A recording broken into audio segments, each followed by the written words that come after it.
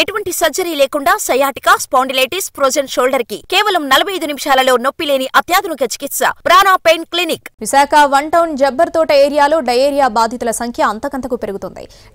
Diarrhoea ప్రబలిన ప్రాంతంలో ప్రజలకు medical ఆఫీసర్లు టెస్టులు నిర్వహిస్తున్నారు. మెడికల్ క్యాంపులు నిర్వహించి డయేరియా బాధితులను గుర్తిస్తున్నారు. ఇప్పటికే 50 మంది తీవ్ర వాంతులు విరోచనాలతో బాధపడుతూ నగరంలో పలు హాస్పిటల్స్ లో చికిత్స పొందుతున్నారు. ఓ 4 ఏళ్ల చిన్నారి మృతి చెందగా మరో ఇద్దరి పరిస్థితి విషమంగా ఉండటంతో స్థానికులు ఆందోళన చెందుతున్నారు. కేసుల సంఖ్య మరింత పెరిగే అవకాశం ఉందంటున్నారు మెడికల్ ఆఫీసర్లు. ఇక మరిన్ని వివరాలు మా ప్రతినిధి చిరంజీవి అందిస్తారు. జబర్దత్లో డయేరియా కేసులు క్రమంగా పెరుగుతున్నాయి. గత 5 రోజుల నుంచి కూడా కలుషిత వాటర్ తాగడంతో ఇక్కడ స్థానికులంతా కూడా చాలా వరకు డయేరియా బారిన పడుతున్నారు. ముఖ్యంగా ఈ కుళాయి నుండి ఏదైతే వచ్చేటువంటి వాటర్ అక్కడ ఉన్నటువంటి మురుగునీటిలో కలవడం వల్ల ఆ నీటిని తాగడంతో వీళ్ళు డయేరియా బారిన పడినట్టు తెలుస్తుంది. ప్రస్తుతం ఈ కేసులు క్రమంగా పెరుగుతుంటే ఇక్కడ మెడికల్ క్యాంప్ కూడా ఏర్పాటు చేయడం జరిగింది. ప్రస్తుతం అంతా మాట్లాడడానికి మెడికల్ ఆఫీసర్ ఫాతిమా డాక్టర్ ఉన్నారు. మేడం, ఏంటి మేడం ఇన్ని రోజుల నుంచి కేసులు ఏ విధంగా నమోదవుతున్నాయి? వాళ్ళకి ఉన్నటువంటి లక్షణాలు ఏమొస్తున్నాయి? సో లాస్ట్ 5 days నుంచి మనకి కేసెస్ అనేవి ఇక్కడ ఏరియాలోనే రికార్డ్ అవుతున్నాయండి. అవుట్ బ్రేక్ అయితే ఉంది. అంటే ఒకటి ఏరియాలోని మాకు ఇప్పటి వరకు అరౌండ్ 40 కేసెస్ అనేవి డిటెక్ట్ అయ్యాయి. సో ఇమీడియట్ గా ఈ విషయం తెలిసిన వెంటనే మేము మెడికల్ క్యాంప్ 24/7 మెడికల్ క్యాంప్ అనేది ఇదే ఏరియాలోని మేము రన్ చేస్తున్నాము. Along with 1 medical officer, staff nurse and other staff మేము రన్ చేస్తున్నాము. సో అండ్ ఇంకొకటి ఏంటంటే హెల్త్ అవేర్నెస్ కూడా క్రియేట్ చేస్తున్నామండి పబ్లిక్ లోని. So with mike system, sound system అది పెట్టి హెల్త్ కంప్లీట్ గా డయేరియా అని అంటున్నారు. అందులో ఎంతవరకు వాస్తవం? డయేరియానా లేదంటే ఇతర ఏమైనా లక్షణాలు ఏమైనా కనిపిస్తున్నాయి?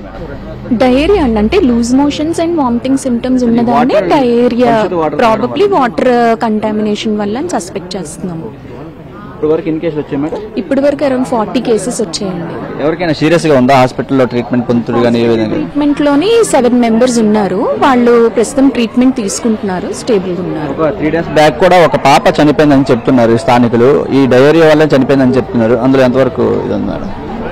యాక్చువల్ గా కేసు వాళ్ళు ఇక్కడ మైగ్రెంట్స్ అండి. సో ఇప్పుడు మేము అది ఇన్వెస్టిగేట్ చేస్తున్నాము. అంటే వాంతులు విరేచనాలతో అన్నట్టు వాళ్ళ పేరెంట్స్ అయితే ఇక్కడ లేరు. మేము అదే కాంటాక్ట్ లోకి we are trying to contact them. Actually present ఇక్కడైతే స్టూల్ శాంపిల్స్ కలెక్ట్ చేసామండి. హాస్పిటల్లో ఉన్న వాళ్ళందరివి స్టూల్ శాంపిల్స్ ల్యాబ్ కి వెళ్ళిపోయాయి. Reports we are as of now cases కొంచెం తగ్గుతున్నాయండి. అంటే స్టార్టింగ్ డేకి ఇప్పటికి కొంచెం కేసెస్ తగ్గుతున్నాయి. బట్ ఇంకా ప్రాబబ్లీ చూడాలి. With in few days it might get. ఇది ప్రస్తుతం మనం చూస్తున్నాం. ఇక్కడ మెడికల్ క్యాంప్ ఏర్పాటు చేశారు. తర్వాత క్రమంగా ఈ రోజు కూడా ఒక 4 కేసులు వచ్చినటువంటి పరిస్థితి కనిపిస్తుంది. అయితే గడిచిన 4-5 రోజుల నుంచి కూడా మొత్తం ఓవరాల్ గా చూసుకుంటే 40 కేసుల వరకు కూడా రిజిస్టర్ అయ్యాయి.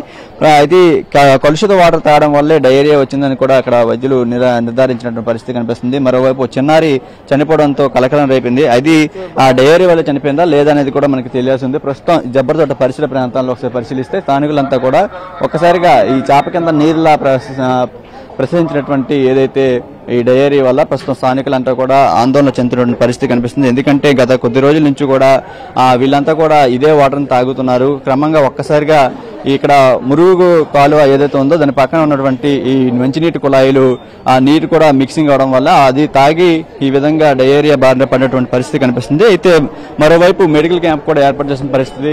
క్రమంగా ఆ డయేరియా లక్షణాలు ఎవరైతే ఉన్నారో వాళ్ళంతా కూడా వచ్చి ఇక్కడ టెస్టులు చేయించుకోవాలని చెప్తున్నటువంటి పరిస్థితి కనిపిస్తుంది. ఏదేమైనప్పటికీ నగర నడిబొడ్డిన ఈ విధంగా డయేరియా కేసులు చాప కింద నీరులా విస్తరించిన అధికారులు ఏమాత్రం పట్టించుకోవడం లేదని చెప్పి స్థానికులు ఆరోపణ చెందుతున్నారు.